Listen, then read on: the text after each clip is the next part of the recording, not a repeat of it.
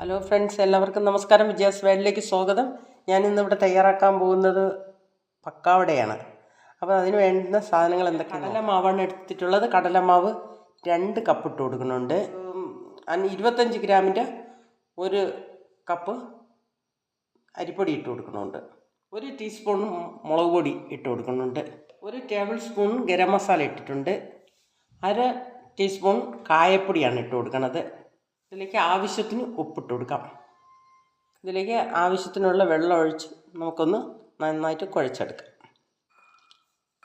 അപ്പോൾ മാവ് നന്നായിട്ട് കുഴച്ചെടുത്തിട്ടുണ്ട്. അതിലേക്ക് നമുക്ക് 1/2 ടീസ്പൂൺ കറുത്ത എള്ളിട്ട് കൊടുക്കാം. എന്നിട്ട് നന്നായിട്ടൊന്ന് മിക്സ് ചെയ്തെടുക്കാം. നമുക്ക് ഇതിലേക്ക് ഒരു 1/4 ടീസ്പൂണ് ബേക്കിംഗ് സോഡ ഇട്ട് കൊടുക്കുകയാണ്. അതായത് നല്ല സോഫ്റ്റ് കിട്ടാൻ വേണ്ടിയിട്ടാണ്. ഒരുമാതിരി കടക്കായിട്ടിരിക്കാതെ നല്ല ടേസ്റ്റിൽ കിട്ടും. നോക്കാം. നന്നായിട്ട് മിക്സ് ചെയ്തെടുക്കാം.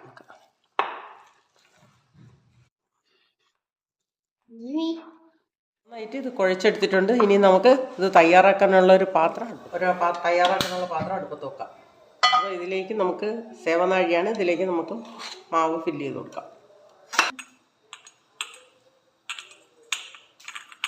പാത്രം നന്നായിട്ട് ചൂടായിട്ടുണ്ട്. നമുക്ക് ഇതിലേക്ക് വെളിച്ചെണ്ണ ഒഴിച്ചു കൊടുക്കാം. വെളിച്ചെണ്ണയാണ് ഞാൻ ഒഴിക്കണത്. വെളിച്ചെണ്ണ ഒഴിച്ചു കൊടുക്കാം.